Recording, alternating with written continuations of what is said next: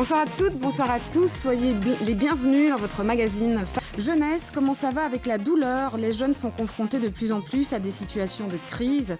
C'est le constat alarmant posé par un grand nombre d'acteurs de terrain. Ce sera le deuxième dossier de cette émission. On se penche sur la situation de la jeunesse. Pendant 2 mois, le collectif des AMO bruxelloises a récolté des données pour dresser un état des lieux des jeunes et de leurs proches. Et la situation n'est pas brillante.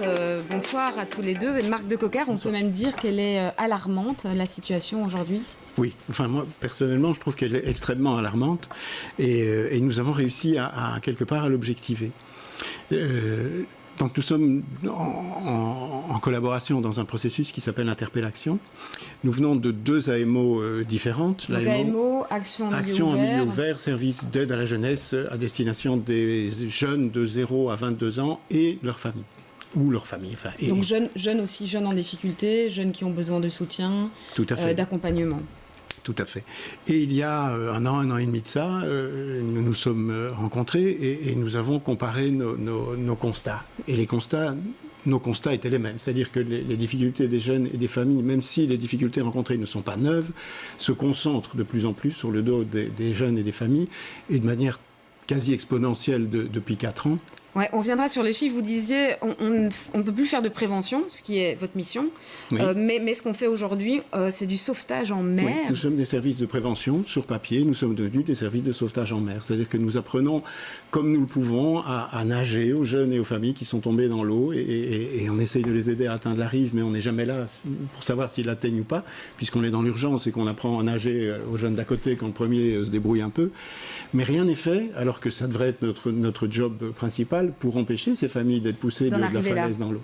Alors un exemple, Hugo Lanterre, vous vous occupez de SOS Jeunes, de l'association de la SBL SOS Jeunes. Et vous, ce que vous voyez notamment, c'est une augmentation mais absolument exponentielle du nombre de jeunes en errance qui habitent chez vous, des jeunes mineurs. Donc ce sont bien effectivement, madame, des mineurs d'âge qui sont dans ce que nous appelons pudiquement la débrouille. Donc qui vivent de squats. Donc des jeunes qui sont en rupture familiale ou donc ce sont des jeunes, tous ces jeunes, donc on est à 30% du public que nous accompagnons qui vit dans ce que nous appelons pudiquement la débrouille, c'est-à-dire de la rue, des squats et une vie qui n'est faite que de petites solutions, jamais de solutions. Et donc des jeunes de quel âge? Ce sont tous des mineurs, madame. Donc 14, 15... Donc c'est des mineurs, oui, entre 13 et 18 ans. Ouais, et là, sur les augmentations que vous avez connues, vous, dans votre public de votre association, en 10-15 ans... En 15 ans, nous passons d'un chiffre pour un effectif global de 250 jeunes que nous pouvons accueillir chaque année.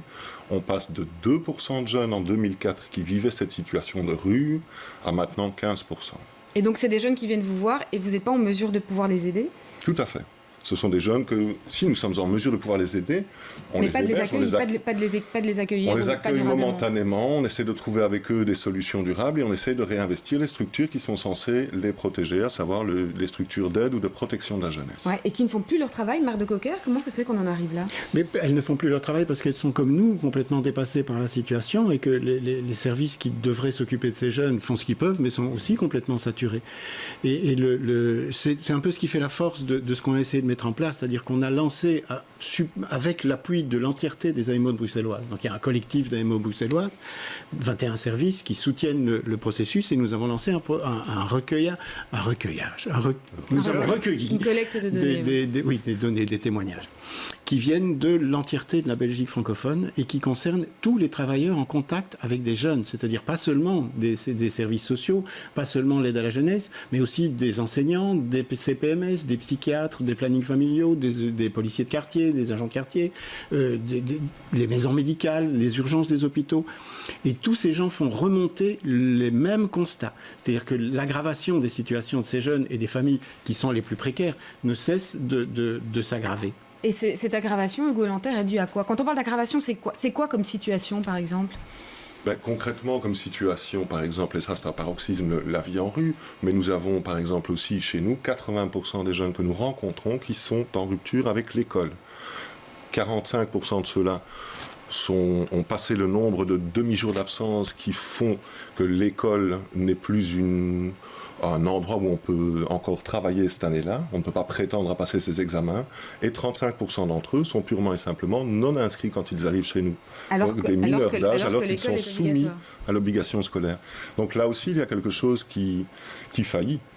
Oui, il y a quoi qui faillit justement, Marc de Cocker? Comment est-ce qu'on en arrive à des situations pareilles? Alors pour vous expliquer ça, je vais prendre un exemple concret. Jusqu'il y a quelques années d'ici, la plupart des jeunes qui sollicitaient l'aide de l'AMO étaient des adolescents, et la porte d'entrée principale pour tous les services AMO, c'était des problématiques scolaires. Donc des jeunes soit en désaffiliation complète, donc ils n'allaient plus à l'école, soit renvoyés de l'école, soit en quête d'une autre orientation scolaire et qui donc étaient en délicatesse avec leur scolarité. Et la plupart du temps, nous pouvions nous permettre de travailler avec l'ado seul. C'est-à-dire que c'était en général des ados de 15 ans ou plus, et on pouvait avec eux travailler leur projet de vie. C'est devenu quasiment impossible, parce que ces ados qui viennent toujours chez nous par rapport à ces problématiques-là, si nous traitons pas d'abord les problématiques familiales, c'est-à-dire en clair si cet ado n'a pas d'endroit où loger sûr, si les parents n'ont plus de revenus, n'ont pas de travail, ou sont obligés de travailler en noir et ils sont dans la débrouille, et que cet ado lui-même est obligé quelque part de gagner sa vie, traiter les problématiques scolaires, ça devient tout à fait accessoire. Il faut d'abord travailler avec la famille, et nous passons la plupart du temps à faire ça.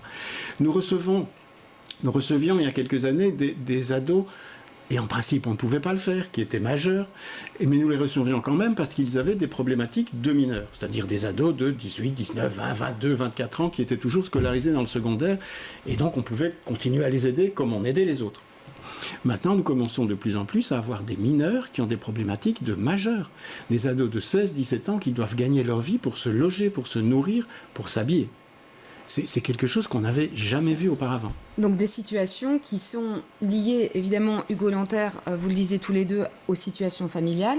Mais donc ça veut dire qu'en amont, les situations familiales sont elles aussi de plus en plus difficiles, de crise et d'urgence. Et ça, c'est dû à quoi? C'est dû notamment au système de contrôle des chômeurs, par exemple, avec la question des sanctions sur les allocations de chômage.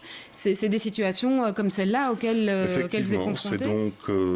c'est un exemple parmi d'autres. C'est bien un exemple du fait qu'à mon avis, on est en train d'essayer, pour les plus précaires, de responsabiliser ces plus précaires par rapport à la situation qu'ils vivent, alors qu'il y a un certain nombre de conditions sociétales qui font en sorte que ces gens sont plus précaires, et un certain nombre de politiques, comme notamment tout ce qui est autour de la chasse aux chômeurs et de la chasse aux gens qui sont en revenu d'intégration, qui doivent signer, par exemple, un plan d'insertion en lien avec le CPS, et s'ils ne le respectent pas, peuvent voir leur revenu diminuer, voire complètement amputé. Ouais, donc on voit ce que ça peut avoir comme effet sur la famille. Non-accès aux droits. Les gens les plus précaires refusent d'aller accéder aux droits par un certain nombre de freins symboliques qui leur sont mis.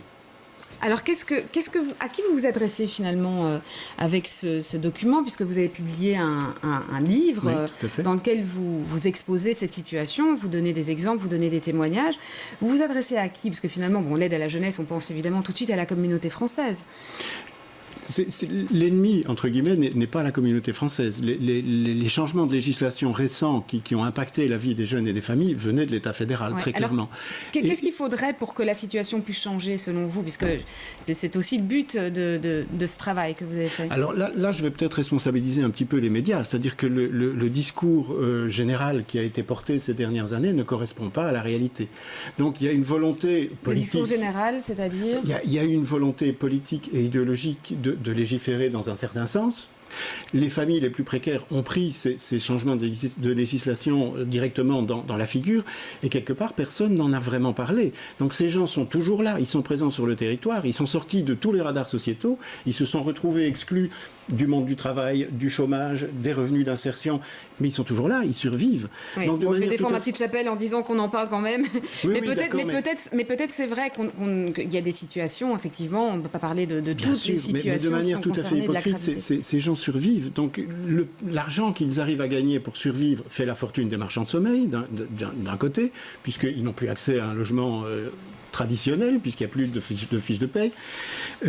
Mais tout l'argent qu'ils gagnent et qui leur permettent de survivre, il est quand même dépensé dans l'économie réelle. Donc l'économie parallèle se porte très bien et l'argent revient dans l'économie réelle. Alors il nous reste peu de temps. Je voudrais bien que vous nous disiez en 1 minute ou 2 quelles sont les expériences qui fonctionnent et que vous avez envie justement de promouvoir, de promotionner, de montrer, de parler. Alors, travailler avec les écoles et dans les écoles, où la situation, l'école n'est qu'un amplificateur des dysfonctionnements sociétaux. Donc l'école, pour le moment, se marche sur la tête, avec une rupture de lien entre les étudiants et les enseignants. On a le pacte d'excellence qui va arriver. Le pacte d'excellence va arriver, mais va se construire au fil des années, et il a le mérite d'exister. Je ne sais pas ce que ça va donner, le pacte d'excellence, et personne ne le sait, puisqu'il est toujours lié à une volonté politique d'avancer ou de ne pas avancer. Mais au moins, il existe, on est d'accord. Mais l'école, elle a un rôle fondamental à jouer, mais elle a un rôle fondamental à la condition qu'elle arrive à redonner du sens à la scolarité. Alors que pour le moment, l'école renforce le déterminisme social, que dans le croissant pauvre de Bruxelles, c'est-à-dire quand même qui concentre la majorité de la population jeune de Bruxelles, on ne propose plus au 2e degré pratiquement que des sections professionnelles qui n'ouvrent pas, ou pour beaucoup, qui n'ouvrent pas la porte du marché de l'emploi. Donc des jeunes qui sont condamnés. Ces jeunes sont complètement désaffiliés, n'ont plus d'espoir et on ne leur en donne pas. Alors quand on parle de radicalisation des jeunes, par exemple, on en a beaucoup parlé, le gouvernement en a fait ses choux gras, c'est la société qui se radicalise, ce ne sont pas les jeunes. Allez, 30 secondes pour conclure, Hugo Lanter, sur cette question-là de il y a des faire. initiatives d'inclusion. Je pense que la société civile, les travailleurs sociaux, la société civile doivent réfléchir de concert avec les politiques à mener des actions concrètes qui permettent de sortir les relégations qui sont produites actuellement. Mais en parallèle, je crois qu'on a à penser avec eux et pas avec les carences de nos prises en charge. Et donc, de réfléchir, à mon avis, aux trajectoires que l'on propose à ces jeunes. Et des initiatives sont prises dans toutes les structures qui font de la prévention, que ce soit des AMO ou d'autres services. Et c'est cela qu'il faudrait valoriser, c'est que l'expérience, les choix politiques soient initiés par des gens, ou en tous les cas que les politiques écoutent les gens de la base pour initier des politiques. C'est bien entendu. Merci en tout cas à tous les deux pour ce tableau. Et puis voilà, les gouvernements vont changer et on verra ce qu'ils apporteront sur cette question.